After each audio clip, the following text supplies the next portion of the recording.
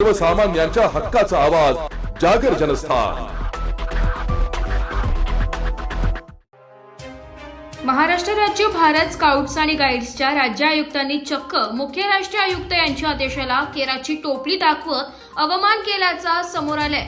यावरून तरी स्पष्ट होत आहे की महाराष्ट्र राज्य भारत स्काउट्स आणि गाईड्स या धर्मदाय आयुक्त नोंदणीकृत संस्थेवर क्रीडा विभागाचे अधिकारी व कर्मचारी मनमानी करत आहे।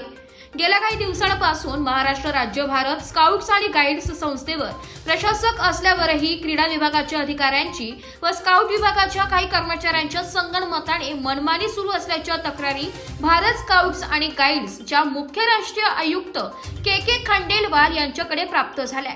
या अनुषंगाने मुख्य राष्ट्रीय आयुक्तांनी महाराष्ट्र राज्य भारत स्काउट्स आणि गाईड्स संस्थेवर चौकशी समिती नेमण्यात आली। या चौकशी समितीचे मुख्य अधिकारी म्हणून भारत स्काउट गाईडचे माजी संचालक राजकुमार कौशिक, ॲडहॉक समितीचे ॲडव्होकेट विशाल पाटील यांची नियुक्ती करण्यात आली।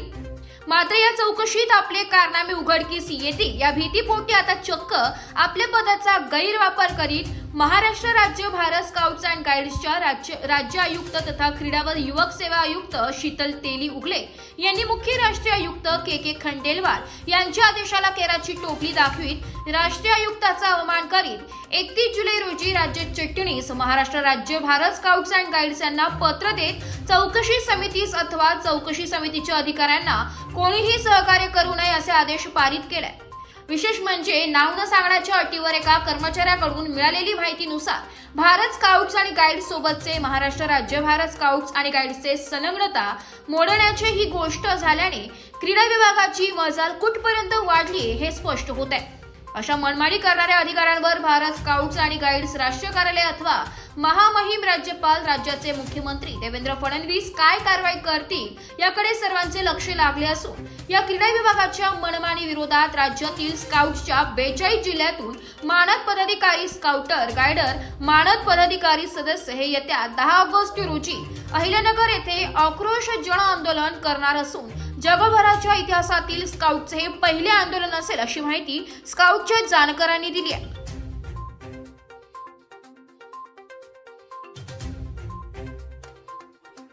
नुकतंच अजितदादा पवार यांच्या वतीने महाराष्ट्र राज्य भारत स्काउट अँड गाईडच्या सुरू असलेल्या कारभारावर नियंत्रणाकरता ॲडहॉक कमिटी स्थापन केली आणि या समितीचे एक सदस्य म्हणून सुद्धा आपण आहात। नंतर भारत स्काउट अँड गाईडचे माजी संचालक राजकुमार कौशिक हे सुद्धा होते।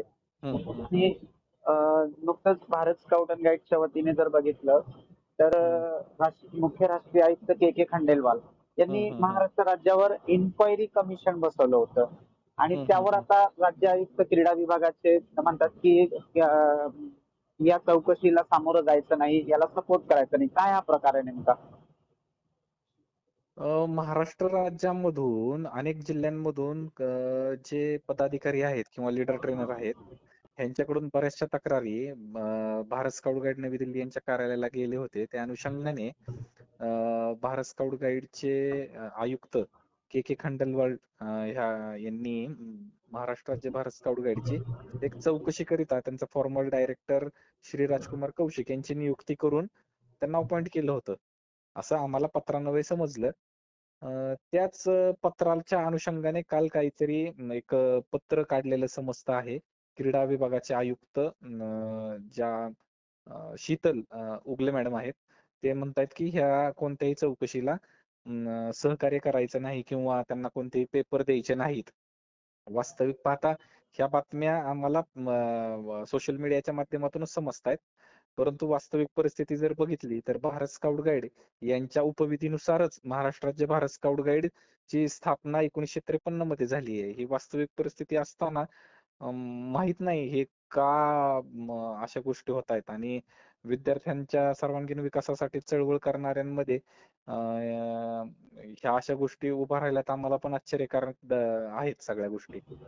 तर कुठेतरी राज्यभरातून जे तुमच्या स्काउट अँड गाईडचे 42 जिल्हे मानले जातात त्या 42 जिल्ह्यांमधून मानद पदाधिकारी असतील किंवा काही सदस्य असतील स्काउट अँड गाईडचे यांच्या तक्रारी भारत स्काउट अँड गाईडला प्राप्त झाल्या आणि आपलं कुठेतरी चित्त उघडकीस येईल या भीतीपोटी क्रीडा विभागाने हा प्रकार घडवला असं म्हणाला वावगं ठरणार नाही का?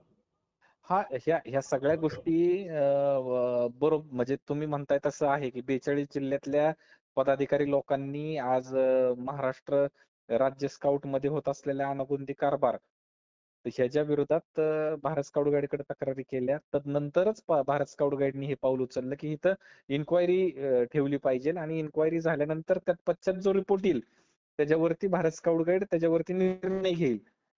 असं एकंदरीत परिस्थिती असताना आज काल अचानकच कळलं की एखाद्या दिल्लीच्या इन्क्वायरीला सहकार्यच करायचं नाही. आता म्हणजे हे पहिल्यांदाच नवल होत झाल्यासारखं वाटतंय. पाहूयात आता हा अनागोंदी कारभार अजून कसा चालणार आहे. शेवटचा प्रश्न विचारतो सर मी तुम्हाला. एका राज्य आयुक्तांकडून राष्ट्रीय आयुक्तांचा हा अवमान नाही आहे का?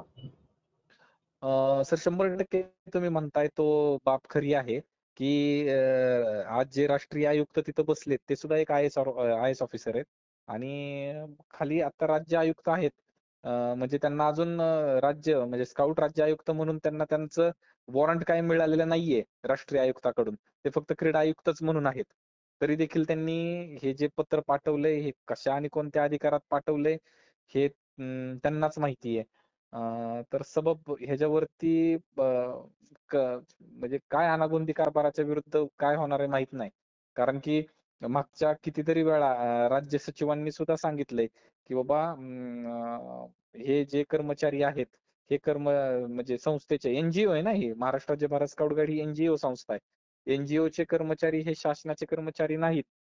तथापि देखील एनजीओच्या कर्मचाऱ्यांना शासनामध्ये कायमस्वरूपी रुजू करून घेण्याचे सुद्धा क्रीडा विभागाने हालचाली केली आहेत. अशा आम्हाला सोशल मीडियाच्या माध्यमातून समजतंय, पण माहित नाही आता हे काय कायद्याने ह्यातून कसा मार्ग काढायचा आहे. ही परिस्थिती आहे आता. Yes sir. नक्कीच सर. धन्यवाद सर. Yes sir.